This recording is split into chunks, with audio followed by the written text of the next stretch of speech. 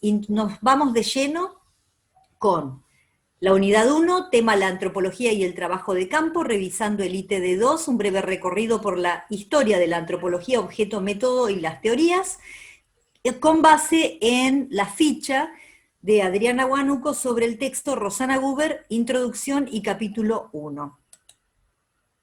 Y la primera pregunta es, ¿qué tipo de sociedades estudiaban los primeros antropólogos y cómo las estudiaban? Tenían varios métodos para hacerlo. Bueno, uno de ellos eran los cuestionarios, que eran realizados no por los antropólogos, sino por viajeros que visitaban esos lugares, y bueno, llevaban un cuestionario en donde intercambiaban con los nativos, y también con algunos objetos, artefactos, textos que se recolectaban. Los viajeros iban y hacían un cuestionario, les hacían un cuestionario a los pueblos indígenas, pero no era muy, o sea, no tenía una eficacia, porque al no interactuar con ellos en la misma lengua, el resultado que obtenían era muy, muy vacío, digamos, de contenido. También habían objetos y artefactos que también se recolectaban, y bueno, pero todo esto era como que faltaba algo, porque no era lo mismo un profesional, una persona que esté instruida y tenga una capacidad de interés científico, para poder tener un mejor resultado, que bueno, luego con el pasar del tiempo esto se va a ir modificando, ¿no? Excelente, muy bien, Laura. A estos otros, que son, como dijo Laura, salvajes o primitivos, desde la perspectiva de estos europeos, ¿en qué época estamos hablando más o menos? ¿Qué siglo? Para poder ubicarnos en tiempo-espacio. Dale. El siglo XV. Los primeros estudios se comenzaron a hacer durante el siglo XV, pero recién para el siglo XIX, no, me equivoco. Sí, para el siglo XIX que empezó la imprenta, es como que fue el conocimiento un poco más masivo, pero así todo fue un conocimiento reducido, porque recordemos que la imprenta, cuando se empezaron a redactar los libros, era para las personas cultas, para muy pocas personas llegaban todos esos conocimientos. Pero los descubrimientos ya empezaban a partir del siglo XV. Bien, entonces hay un primer encuentro con el otro en el siglo XV, pero la antropología como ciencia se consolida en el XIX. Bien, Karina. Sol, ¿qué querés agregar? Yo puse lo mismo que Laura al principio, bueno, de las encuestas que hacían y todo eso, y después agregué, de esta manera se establecieron leyes para la evolución humana y la difusión cultural guiadas por el evolucionismo, primer corriente antropológica sobre la diversidad humana, la cual proponía que las diferencias entre las culturas humanas se generaban debido a que cada una evolucionaba a un grado y velocidad diferente. Su otra guía es el difusionismo, segunda corriente teórica antropológica sobre la diversidad humana, que planteaba que los rasgos culturales comunes entre culturas muy diversas se daban por el contacto entre los pueblos que favorecía la difusión de elementos culturales. Excelente, Sol, muy bien. Entonces, las dos teorías del siglo XIX son el evolucionismo y el difusionismo. Los que aplican, como dijo Laura, estas técnicas no son antropólogos profesionales, sino que son misioneros, funcionarios, que son todos estos que dice Karina que desde el siglo XV en adelante empiezan a viajar y a tomar nota de estas culturas que les resultan extrañas y exóticas a Europa, que es la que se está expandiendo. Vamos a mirar un poquito una entrevista para ampliar esto que nos dijo Karina recién. Hay dos encuentros con el otro, digamos, en un sentido fuerte. Este primero que nos dijo Karina es la situación colonial de la conquista y colonización de América. que es un primer encuentro con el otro, que es cuando justamente surge la imprenta, el primer libro de gramática, y este que ven ahí en pantalla se llama Svetan Todorov, que es un filósofo, lingüista, historiador y crítico literario búlgaro-francés que vivió entre 1939 y 2017, y escribió este texto que se llama La conquista de América, el problema del otro.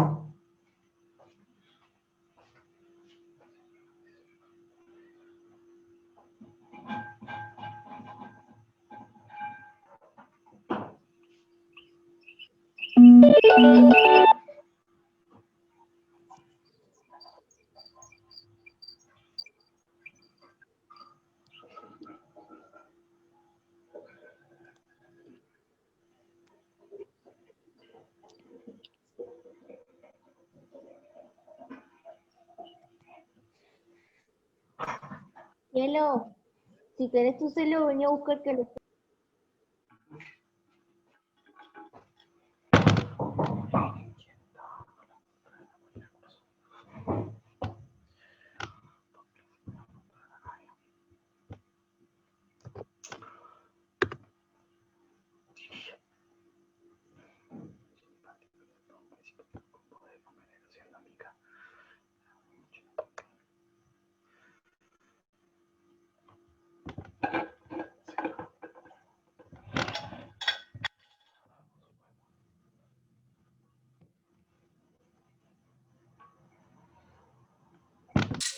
Del mar los vieron llegar. Mis hermanos emplumados serán los hombres barbados de la profecía esperada. Se oyó la voz del monarca de que el Dios había llegado y les abrimos la puerta. Por temor a lo ignorado, iban montados en bestias, como demonios del mal, iban con fuego en las manos y cubiertos de metal. Solo el valor de unos cuantos les opuso resistencia y al mirar correr la sangre se llenaron de vergüenza, porque los dioses ni comen ni gozan con lo robado, y cuando nos dimos cuenta ya todo estaba acabado.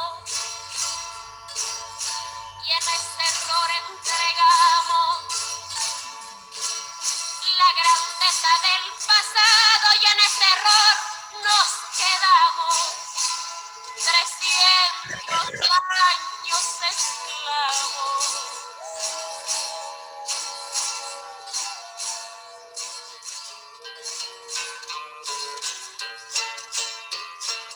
Se nos quedó el maleficio de brindar al extranjero nuestra fe, nuestra cultura, nuestro pan, nuestro dinero. Y le seguimos cambiando oro por cuentas de vidrio y damos nuestras riquezas por sus espejos con brillo. Hoy, en pleno siglo XX, nos siguen llegando rubios y les abrimos la casa y los llamamos amigos. Pero si llega cansado un indio de andar la sierra, lo humillamos y lo vemos como extraño por su tierra.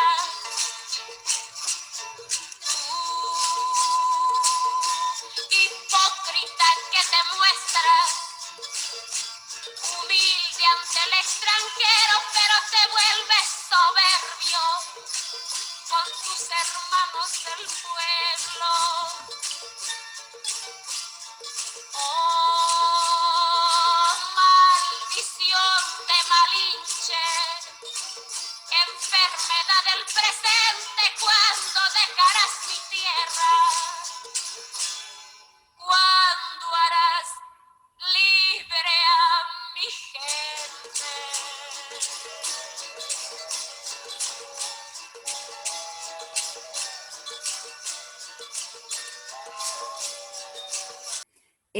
Este primer encuentro, ¿qué ideas pueden sacar de estos dos videitos que pasamos? Uno sobre Todorov, acerca de la conquista de América, el problema del otro, y el otro que es una canción que se llama La maldición de Malinche.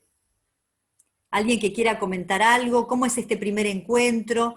¿Qué les parece que tiene que ver con este tema de cómo es visto el otro? Y si tiene algún tipo de actualidad de esto que se está planteando aquí. Laura, ¿querés decir algo? Sí, lo veo actual, digamos, todavía sigue pasando en muchas partes del mundo, esto de la dominación y el imperialismo. Lo veo conectado entre el primer video y la canción, cuando cuenta lo que pasa de que creían que eran dioses, ¿no? Que lo veían como un dios y cómo fueron engañados, digamos, en lo que creían ellos, sus creencias, cómo fue destruida toda su cultura, que bueno, que todavía pasa. Y bueno, y esto que hablaba de cómo, de la diferencia entre Colón y Cortés también, me llamó mucho la atención. Este último, cómo se aprovechó, digamos, de toda esta situación. Si bien ya habían, como él había comentado, como grupos que ya dominaban a los otros nativos, que ejercían ese poder, digamos, esa relación de poder, este hombre Cortés tomó muchas cartas, digamos, y las usó a su favor, digamos, con la destrucción de ese pueblo. Y todavía, por supuesto, que sigue pasando en muchos lugares del mundo. Incluso México tiene una gran lucha, digamos, en los zapatistas y todo ese tema de esa reivindicación que hacen, ¿no? Así que bueno, me pareció interesante. Gracias, Laura. Catherine y después Gastón. Bueno, a mí me parece en el segundo video el tema también como trata de mostrarnos, ¿no? Que cuando dice hipócrita, que viajan y cuando regresan humillando a su gente, que también es algo que pasa todavía con algunos, que por ahí salen de su pueblo o de su país y cuando regresan se hacen los agrandados, que no conocen a nadie o ya adoptaron otras costumbres, qué sé yo. Gracias, Catherine. Gastón. Sí, la mejor lectura para esto es Las venas abiertas de América Latina, perdón, de Eduardo Galeano, súper recomendable. A mí me parece que la cultura nuestra, o por lo menos el ideal que tenemos en la actualidad, fue conformado históricamente con este tipo de pensamiento, y que fue potenciado desde el nacimiento del primer gobierno. Las primeras políticas que se implementaron en el primer Estado argentino fueron traer europeos, que bueno, se esperaban que venga un tipo de europeo, y bueno, vino la parte que no quería estar en Europa debido, bueno, a que eran socialistas, comunistas y otro tipo de ideales. Así se fue, lejos de incluir a los que ya estaban en América Latina, se intentó traer a este ideal justamente que se arrastraba desde el colonialismo, que fue potenciado más adelante por estas políticas que digo, y que después, sucesivamente, en base a discursos políticos, se fue fomentando también esto, ¿no? Como leíamos en el texto anterior, no me acuerdo qué autor, pero bueno, esta idea de que el gobierno incentiva un tipo de cultura, ¿no? Los estados incentivan un tipo de cultura. Y esto es algo que nosotros lo vimos muy presente en la década del 70 al 2000, desde el 70, desde el avance del neoliberalismo, lo vimos muy presente. Y esto es algo que lo venimos arrastrando, en donde los pueblos latinoamericanos son mal vistos, y estas potencias, estos grandes pueblos europeos, estas grandes comunidades, son vistas desde un ideal no solamente imperial, sino superior. Es algo que entre los pueblos latinoamericanos nos estamos matando en odio, ¿no?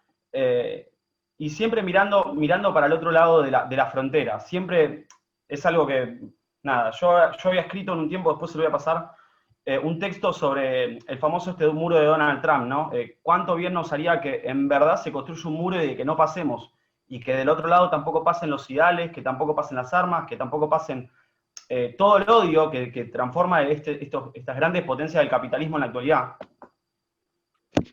Gracias, Gastón. Y lo que decís me sirve ahora para que pensemos cómo fue configurándose estas ideas, que mucho tienen que ver con las teorías que había comentado antes la compañera, que van a tener que ver con las raíces del evolucionismo, ¿no? Y que todavía siguen teniendo impacto en las formas de pensar de las personas, en la vida cotidiana.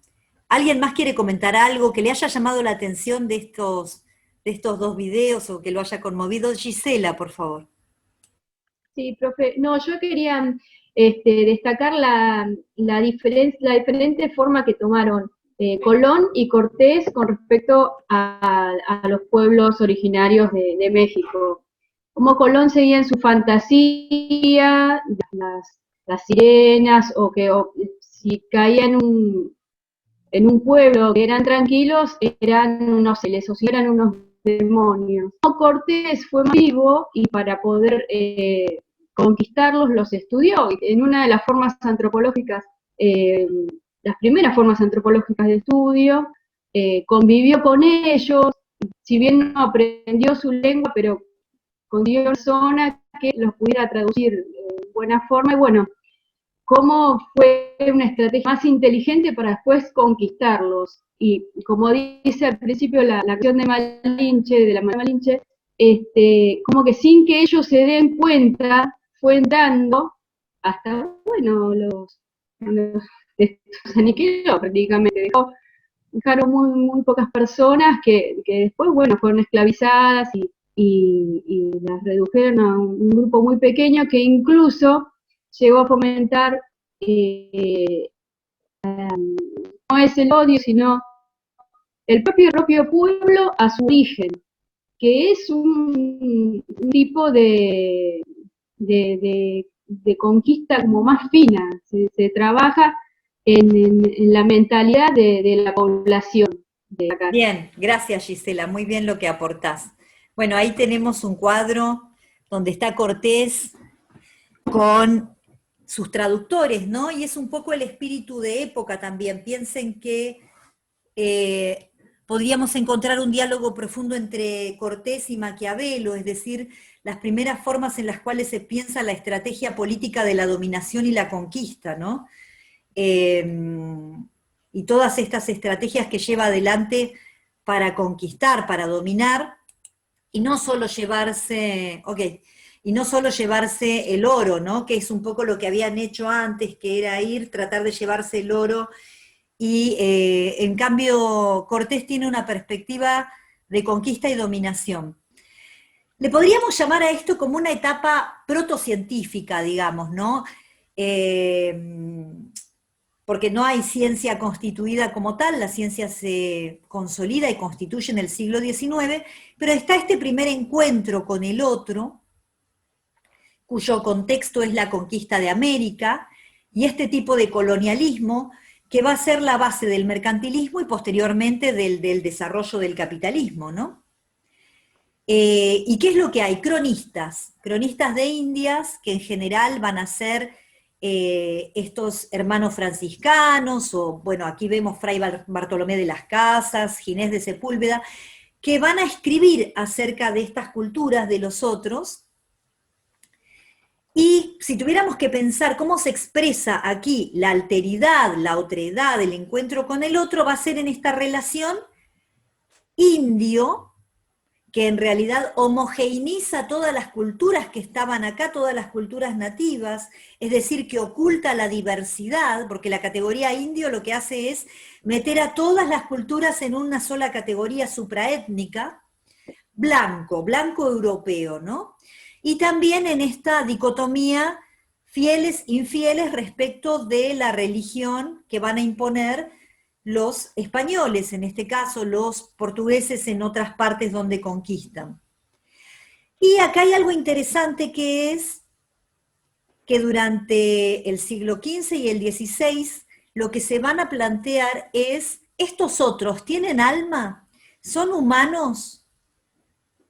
¿No? En 1537 está la bula Sublimis Deus, donde se resuelve que los indígenas son humanos, y después esto mismo se va a plantear respecto de los africanos que son llevados como esclavos. O sea que acá, fíjense la importancia de este encuentro, porque lo que se está pensando es en el carácter de humanidad de estos otros. ¿Tienen alma o no tienen alma? ¿Son humanos o no son humanos? Entonces, en esta valoración de los otros, como vemos en este cuadro, lo que es debatido es la humanidad, el carácter de persona de estos otros. Este es el primer encuentro, ¿no? Que nos comentaba la compañera. Y el debate acerca de quiénes son estos otros va a continuar durante el siglo XVI, XVII, XVIII, y nosotros vamos a tener, a fines del 18, dos eventos que van a ser muy importantes para pensar el siglo XIX. Por favor, que se mutee, porque se escucha. Uno es la Revolución Francesa, ¿sí? Bueno, aquí tenemos un cuadro de La libertad guiando al pueblo, de Eugène Delacroix, que va a dar lugar en el siglo siguiente a la formación de los estados nacionales. Y el otro gran hito a nivel económico va a ser la primera revolución industrial, que acá tenemos un cuadro, ¿no? En Inglaterra, que va a dar lugar a la consolidación del modo de producción capitalista. ¿Y qué tenemos en el siglo XVIII? En el siglo XVIII nosotros no tenemos ciencia estrictamente, pero tenemos filosofía que se consolida. El siglo XVIII, ustedes lo pueden encontrar con estos nombres: Iluminismo, Ilustración, siglo de las luces, y nosotros tenemos dos ideas centrales que van a tener mucho que ver con lo que pasa en el siglo XIX. Esta idea de buen salvaje, que ya estaba en alguna de las perspectivas que nosotros vemos en este primer encuentro con los otros, performada en la conquista de América, va a tomar una de las formas en Rousseau. Rousseau va a considerar que estos otros son buenos salvajes. ¿Por qué?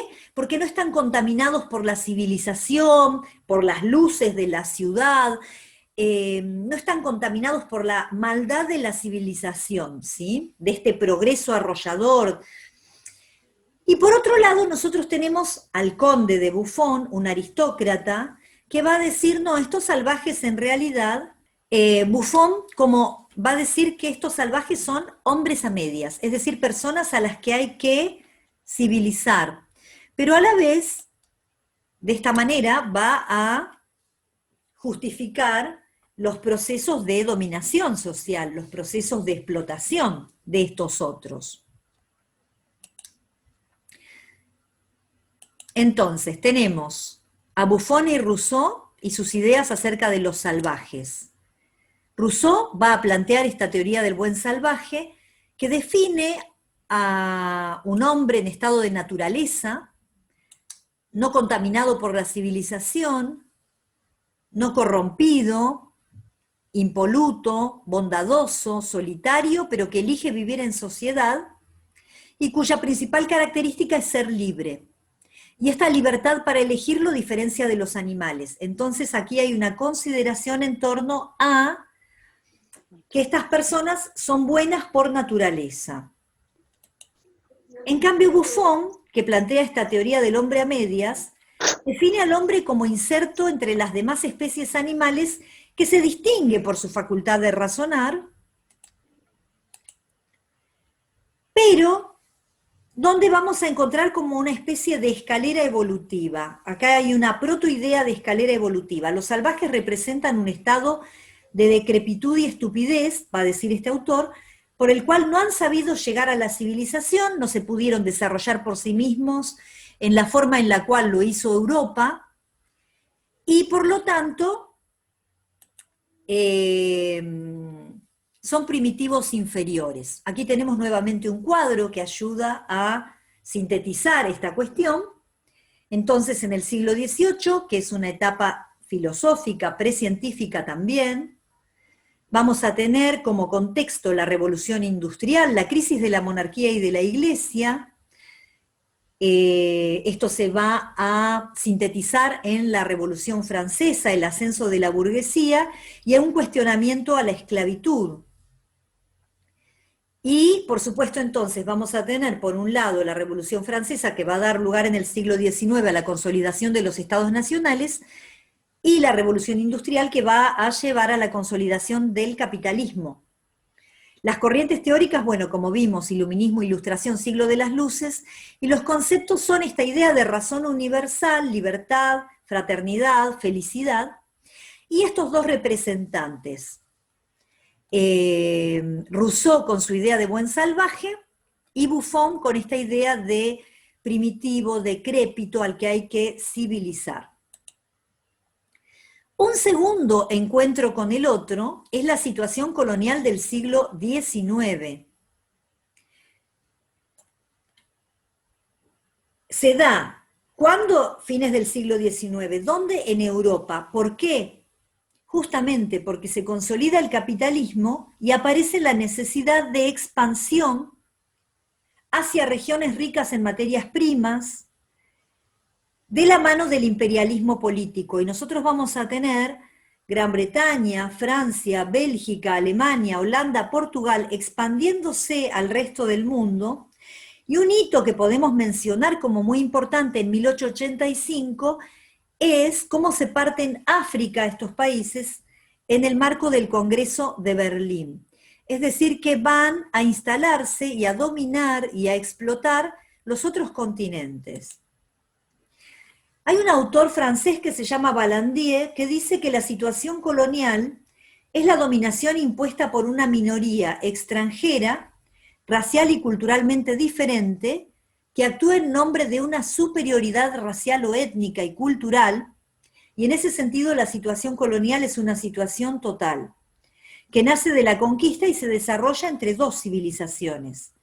Y Vallandier dice que el conquistador lleva adelante una empresa material que busca controlar la tierra, la población y las economías, una empresa político-administrativa, donde va a intentar controlar y reemplazar a las autoridades locales, controlar la política y la justicia local, ya sea de manera directa o indirecta, y una empresa ideológica, donde va a imponer su idioma, su religión, modelos culturales del grupo dominante, y esto va a significar para los colonizados desposesión de su cultura, destrucción de su población y dominación y sumisión a estos colonizadores. Este es una foto, un daguerrotipo del Congreso de Berlín, de junio de 1878, cuando estos países se reparten África. Y nosotros aquí tenemos los mapas que ustedes pueden ver de los grandes imperios coloniales. Por ejemplo, aquí tenemos las posesiones británicas en Colorado, las francesas en verde. Aquí podemos ver claramente cómo fueron invadiendo estos continentes, las portuguesas en gris, ¿sí? Y justamente, ¿por qué es importante esto? Porque estos son los otros a los cuales va a estudiar la antropología.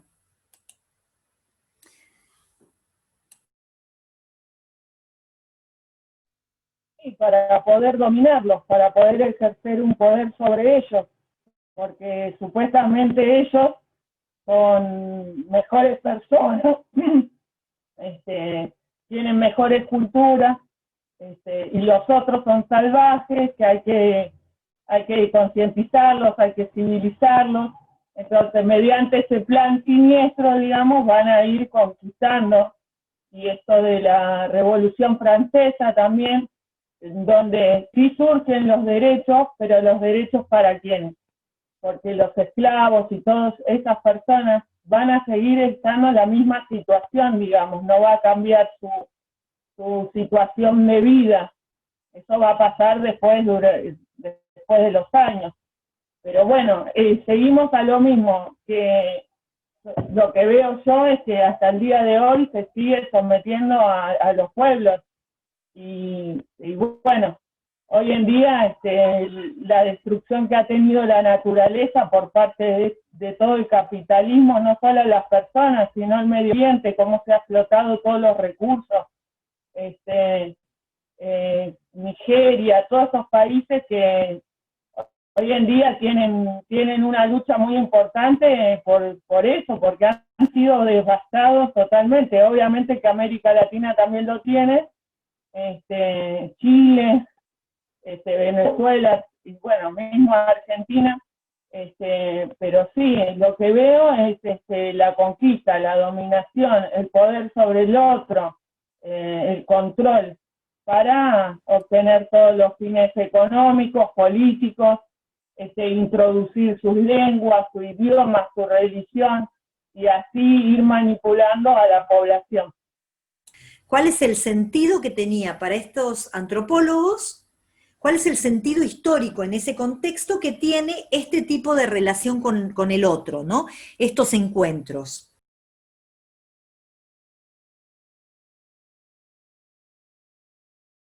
Queste sono probabilmente le prime riprese cinematografiche realizzate nel corso di ricerche sul campo.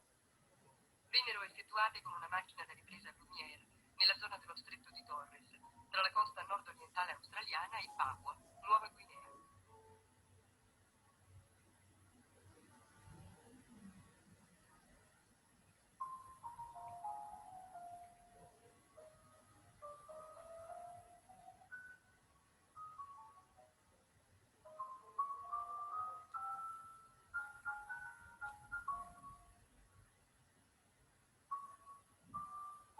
Qui vediamo un tentativo di accendere un fuoco.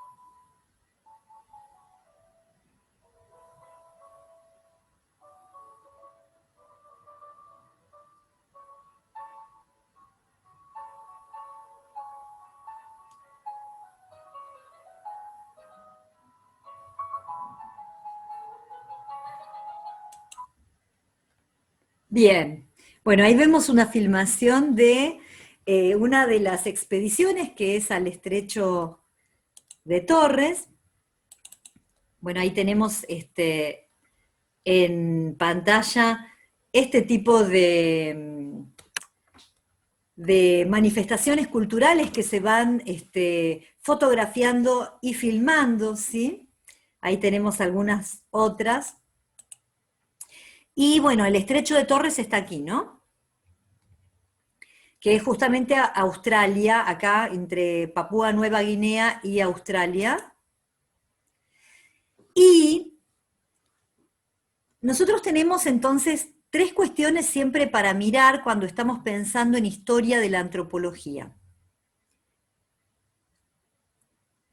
El objeto, es decir, a quienes se estudia, que como pudieron ustedes muy bien identificar, tiene que ver con esta idea de estos otros salvajes que viven en estas colonias, ¿sí? Entonces los europeos van a estudiar a estos considerados primitivos salvajes. ¿A través de qué? A través de un encuentro con ellos, a través de los cuestionarios, como muy bien dijeron, a través de la comparación entre diferentes culturas y a través de los reportes que les traen misioneros, funcionarios, por eso se les llamó antropólogos de sillón o de gabinete. Es que en el siglo XIX nosotros vamos a tener, como ustedes muy bien dijeron, 2 teorías. Una es el difusionismo, la otra es el evolucionismo. En antropología, el evolucionismo se propone reconstruir la historia evolutiva del Homo sapiens. En sociología, el equivalente al evolucionismo va a ser el darwinismo social.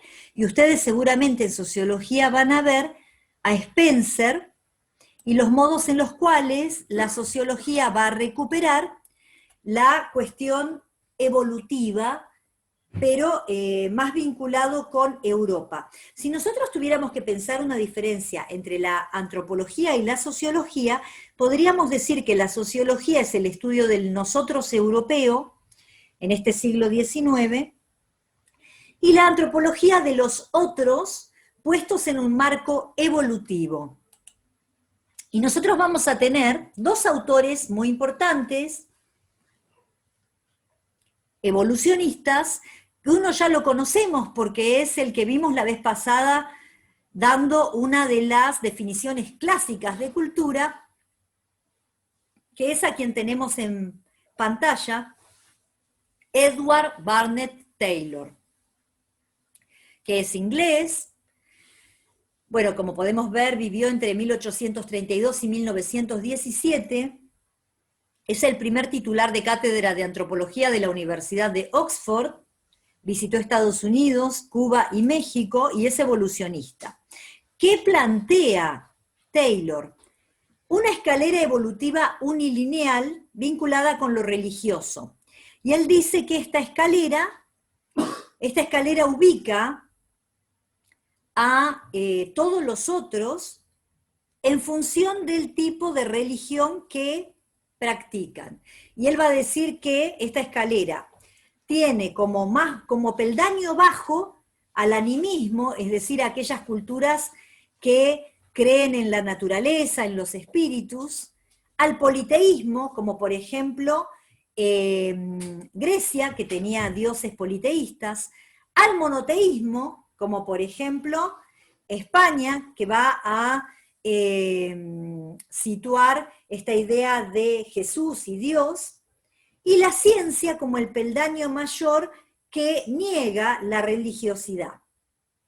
Estos van a ser los textos de Edward Taylor, Cultura Primitiva, y el otro evolucionista importante en la historia de la antropología es Lewis Henry Morgan, que es estadounidense, nace y muere en New York, vive entre 1818 y 1881, es abogado, antropólogo, etnólogo, y hace trabajo de campo con indígenas iroqueses a los que defiende del Estado norteamericano, del Estado de Estados Unidos, y aquí podemos ver claramente el tipo de metodología que usa, que es la comparación. Compara 139 sociedades para pensar el parentesco asociado a lo biológico y su evolución hacia la monogamia, que también la considera como el peldaño mayor al que se puede llegar y un signo de civilización. Plantea también que los iroqueses tienen un instinto cazador que se lleva en la sangre, y aquí podemos ver como la impronta más evolutiva vinculada con lo biológico. La escalera evolutiva que plantea el evolucionismo toma como punto fundamental la tecnología y estos tres peldaños: salvaje o primitivo, bárbaro y civilizado, y ubican a todo el resto de las culturas que no son Europa, la Europa blanca, desde la cual ellos están organizando esta estructura, como bárbaros o como salvajes. Nosotros ahí podemos ver los libros de Morgan respecto de los sistemas de consanguinidad y la familia humana.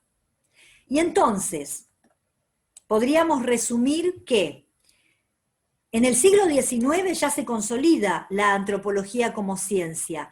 El contexto es la expansión colonial imperialista y el reparto del resto de los países, los lugares de los otros continentes que no son la Europa blanca.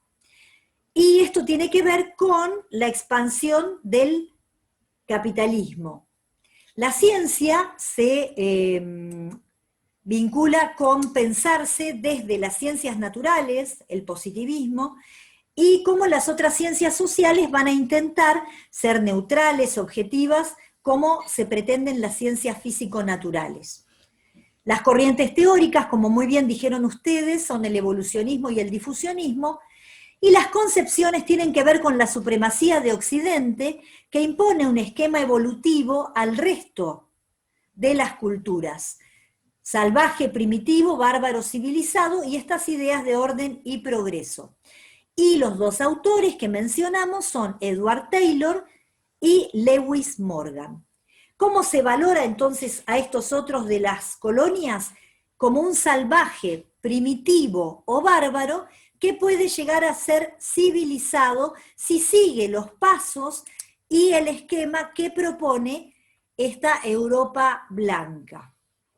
Y se les llama antropólogos de sillón porque justamente en su mayoría trabajan con materiales que les traen misioneros, funcionarios, que llevan adelante estos cuestionarios que ustedes mencionaron, que traen estos diarios de viajes, y ellos entonces, estos antropólogos, los ubican, los comparan y los ponen en esta escalera evolutiva. Fíjense que hay una idea de que hay que comparar un montón de culturas para sacar ideas generales en esta estructura evolutiva de toda la humanidad. Entonces sería imposible que un solo antropólogo pudiera hacer todo este trabajo. Entonces por eso reciben estos materiales, los ubican en esta escalera, que esa escalera que toma como punto de referencia etnocéntrico, si tuviéramos que pensar, Europa blanca con el modo de vida de Europa, ¿sí? Con su religión, con el monoteísmo, con la monogamia, que es el modo en el cual ellos organizaban la vida, y a partir de ahí a todo el resto lo colocan como en una escalera evolutiva, donde todo lo que se sale de esta forma de vida es considerado no civilizado, es considerado bárbaro, o primitivo o salvaje, ¿sí? Eso es como lo interesante de pensar, cómo se relaciona el contexto del imperialismo, las formas de dominación, con la teoría y con el modo en que se hace antropología.